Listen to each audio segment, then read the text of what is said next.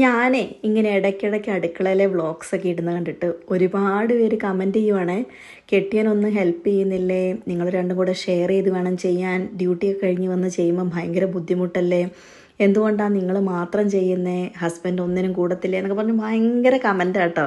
കുറേ കമൻറ്റൊക്കെ ഞാൻ ഡിലീറ്റ് ആക്കിയേ, പിന്നെ കുറച്ച് കമൻറ്റിനൊക്കെ മറുപടി കൊടുത്തു. സത്യം പറഞ്ഞാൽ ഞങ്ങൾ രണ്ടും ചെയ്യാറുണ്ട്. കഴിഞ്ഞൊരു വീഡിയോയിൽ ഞാൻ പറഞ്ഞിട്ടുണ്ട്, ഓരോരുത്തരുടെ ഇഷ്ട മേഖല തിരഞ്ഞെടുത്ത് ഞങ്ങളങ്ങ് ഷെയർ ചെയ്ത് കാര്യങ്ങൾ ചെയ്യും. അതായത് ഈ വീട്ടിലെ എല്ലാ പേപ്പർ വർക്കും അങ്ങനെയുള്ള കാര്യങ്ങളൊക്കെ ഞാനൊന്നിലും ഇടപെടാറില്ല കേട്ടോ. അങ്ങനത്തെ കാര്യങ്ങളൊക്കെ ചേട്ടയ്യ ചെയ്യുന്നത്. അങ്ങനെ പറയുമ്പോൾ നിങ്ങൾക്ക് തോന്നും അതൊക്കെ ഈസി ആയിട്ടുള്ള കാര്യമല്ലേ. അതൊന്നുമല്ല, ഈസി ആയിട്ടുള്ള കാര്യമല്ലെന്നേ. ഉള്ളവർക്കും പുറം രാജ്യങ്ങളിലൊക്കെ ഉള്ളവർക്ക് മനസ്സിലാകും എന്തുമാത്രം പേപ്പർ വർക്കാണ്. ഇന്നൊന്ന് കഴിഞ്ഞാൽ നാളെ മറ്റൊന്ന്, അങ്ങനെ ഓരോരോ കാര്യങ്ങളാണ്. അതൊക്കെയാണ് നമ്മൾ കുത്തിയിരുന്ന് ചെയ്യുകയും ചെയ്യണമല്ലോ. അപ്പം അതൊക്കെ ചേട്ടാ ഇരുന്ന് ചെയ്തോളും കേട്ടോ. പിന്നെ എൻ്റെ ഇഷ്ട മേഖലയാണ് അടുക്കള എന്ന് പറഞ്ഞ് എൻ്റെ ഹസ്ബൻഡ് ഒന്നിലും ഹെൽപ്പ് ചെയ്യാതിരിക്കും അങ്ങനെയൊന്നും ഇല്ല കേട്ടോ.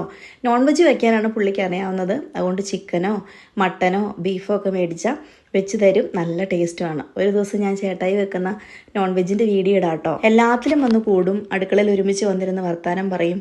കുഞ്ഞുങ്ങളുടെ കാര്യമൊക്കെ നോക്കുമെന്നേ, എല്ലാം അങ്ങോട്ടും ഇങ്ങോട്ടും ഒരുമിച്ച് നോക്കുകയും സംസാരിക്കുകയും എൻ്റെ കൂടെ എല്ലാത്തിലും കൂടുകയൊക്കെ ചെയ്യും കേട്ടോ. അതുകൊണ്ട് ആർക്കും പരാതിയും പരിഭവമൊന്നും വേണ്ട, എനിക്ക് യാതൊരു പരാതിയില്ല. പിന്നെ വേറൊരു കാര്യമുണ്ട്, എനിക്കിങ്ങനെ വ്ളോഗ് ചെയ്യണമെങ്കിൽ ഞാനിങ്ങനെ ചെയ്തല്ലേ പറ്റത്തുള്ളൂ. എൻ്റെ ഒരു ഇഷ്ട മേഖലയായതുകൊണ്ട് ഞാനിങ്ങനെ ചെയ്യുന്നു, അത്രമാത്രം കേട്ടോ. എന്താണെങ്കിലും ഇന്നത്തെ ബ്രേക്ക്ഫാസ്റ്റ് നല്ല ആവി പറക്കുന്ന പുട്ടും കടലക്കറിയാണ്. നിങ്ങളൊക്കെ ബ്രേക്ക്ഫാസ്റ്റ് കഴിച്ചോ?